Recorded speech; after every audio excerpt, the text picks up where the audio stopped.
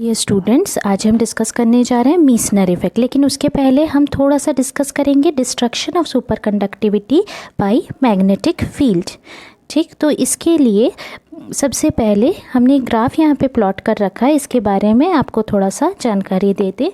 जो super conductor है उसकी सुपर कंडक्टिविटी को डिस्ट्रॉय करने के लिए एक बहुत स्ट्रॉन्ग मैग्नेटिक फील्ड की ज़रूरत पड़ती है।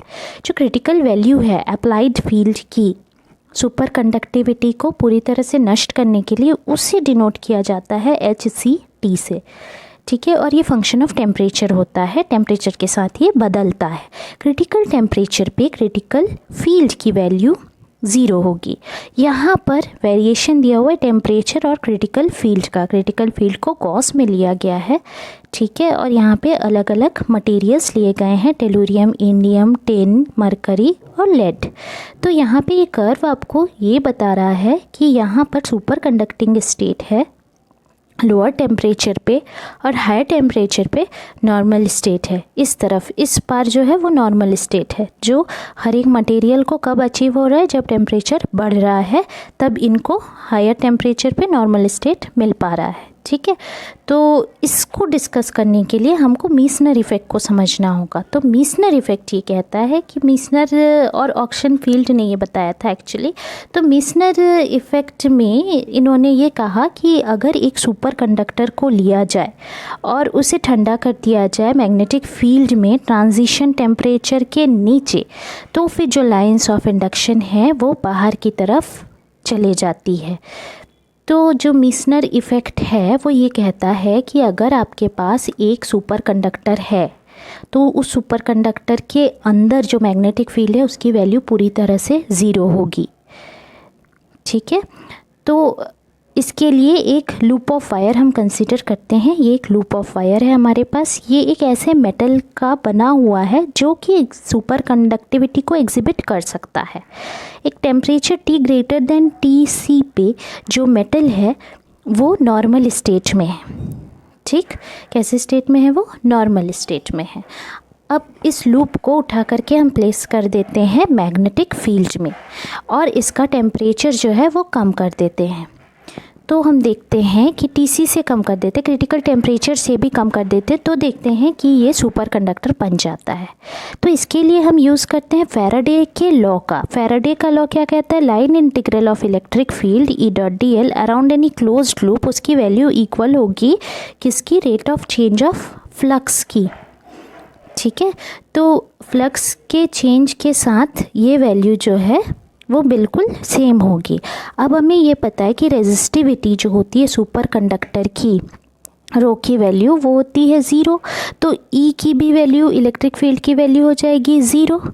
ठीक है, और अगर आपके पास ये जो लाइन इंटीग्रल आपने निकाला हुआ है इसकी वैल्यू को कंसीडर हम करते हैं, तो क्योंकि E की वैल्यू 0 है हर जगह, तो फिर d∅dt जो है उसकी वैल्यू भी 0 होगी।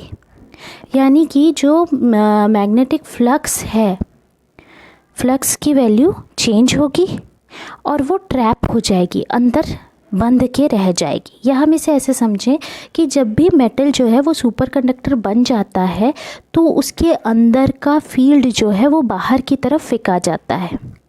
तो बाहर की तरफ फेंका जाता है तो मैग्नेटिक फील्ड 0 हो जाता है पूरी तरह से अंदर में। ठीक है, यहाँ पे अंदर में मैग्नेटिक फील्ड 0 हो जाएगा, लाइंस ऑफ फोर्सेस पूरे बाहर की तरफ चले जाएंगे T लेस देन TC पे, और ये T ग्रेटर देन TC के लिए है जिसमें से लाइंस ऑफ फोर्सेस क्रॉस कर रहे हैं।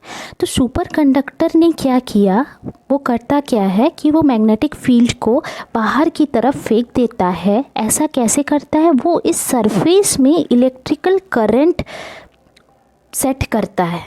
तो ये जो सरफेस करंट है वो एक मैग्नेटिक फील्ड प्रोड्यूस करते हैं जो बिल्कुल वैसा ही होता है जैसे बाहर से अप्लाइड किए हुए फील्ड के बराबर होता है, लेकिन अपोजिट होता है, और इसीलिए वो क्या करता है, बाहर वाले फील्ड को कैंसिल कर देता है। जैसे ही टेम्परेचर को हम कम करते हैं, TC के नीचे करते हैं, तो जो मेटल है वो बन जाता है सुपर कंडक्टर। तो ये सरफेस करंट्स जो हैं तभी अपीयर हो जाते हैं, और अगर हम एक्सटर्नल फील्ड को बदलें तो ये सरफेस करंट भी बदल जाएंगे और वो क्या करेंगे, बदल करके B is equals to, B की वैल्यू जो है, मैग्नेटिक फील्ड की वैल्यू जो है उसको ज़ीरो रखेंगे हर जगह। ठीक है, ये बिल्कुल वैसा ही है जैसे इलेक्ट्रोस्टैटिक स्क्रीनिंग होती है। याद रखिए कंडक्टर के अंदर भी इलेक्ट्रिक फील्ड ज़ीरो होता है, वैसे ही सुपर कंडक्टर के अंदर मैग्नेटिक फील्ड जो है वो ज़ीरो होता है। ठीक है, तो मैग्नेटिक फील्ड ज़ीरो होता है और इसी को हमने क्या कहा कि जो मैग्नेटिक फील्ड है वो ज़ीरो क्यों हुआ, क्योंकि यहाँ पे सरफेस करंट डेवलप हो गए और सरफेस करंट की वजह से एक और मैग्नेटिक फील्ड अंदर डेवलप हो गई और वो मैग्नेटिक फील्ड जो है बाहर वाले फील्ड को कैंसिल कर दिया उसने, या धक्का मार के बाहर निकाल दिया, कुछ इस तरीके से। ठीक, इस वजह से सुपर कंडक्टर के अंदर मैग्नेटिक फील्ड की वैल्यू ज़ीरो होती है। अच्छा, इसी को हम ये कह सकते हैं कि वीक अप्लाइड फील्ड अगर है, यानी क्रिटिकल फील्ड से कम है, जो कि सुपर कंडक्टिंग फेज को तोड़ देता है, तो सुपर कंडक्टर उस समय क्या करता है, वो पूरे मैग्नेटिक फ्लक्स को बाहर कर देता है। कैसे करता है, तो वो करंट को सरफेस में प्रोड्यूस करता है।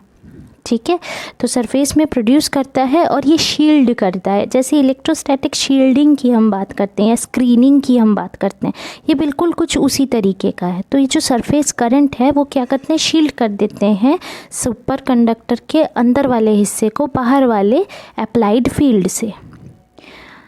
और ये जो फील्ड का जो बाहर जाना है वो बिल्कुल टाइम पे डिपेंड नहीं करता है। और जो करंट इस इफ़ेक्ट को प्रोड्यूस करता है, कौन सा करंट प्रोड्यूस करता है, परसिस्टेंट करंट, जिसकी बात हमने पहले करी थी ऑलरेडी अपने शुरुआत वाले सुपर कंडक्टिविटी के वीडियो में। वो डीके नहीं हो पाते हैं टाइम के साथ। ठीक, तो इस तरीके से हम ये मान सकते हैं कि जो सुपर कंडक्टर होता है उसके अंदर जो मैग्नेटिक फील्ड की वैल्यू होती है उसका ज़ीरो होना, ये कहलाता है आपका मीसनर इफ़ेक्ट। कैसे ज़ीरो हुआ, तो उसके लिए प्रोड्यूस हुआ एक सरफेस का करंट। सरफेस करंट ने मैग्नेटिक फील्ड प्रोड्यूस किया। मैग्नेटिक फील्ड जो है वो बाहर वाले मैग्नेटिक फील्ड का अपोज करने के लिए उसको बाहर की तरफ धक्का देने लगी, और जिस वजह से हमारा जो इफ़ेक्ट है ये इफ़ेक्ट कहलाने लगा मीसनर इफ़ेक्ट। या हम ऐसे भी मान सकते हैं कि ये जो सुपर कंडक्टिंग मटेरियल है ये कैसे बिहेव करने लग गए, ये बिहेव करने लग गए किसी डायमैग्नेट की तरह। ठीक है, तो फिर आज के लिए इतना ही। और यहाँ पर अगर आपको कोई भी डाउट है तो कमेंट सेक्शन पे आप पूछ सकते हैं। अगर ये वीडियो आपको पसंद आए तो फिर शेयर, लाइक और सब्सक्राइब करना ना भूलें। Thank you.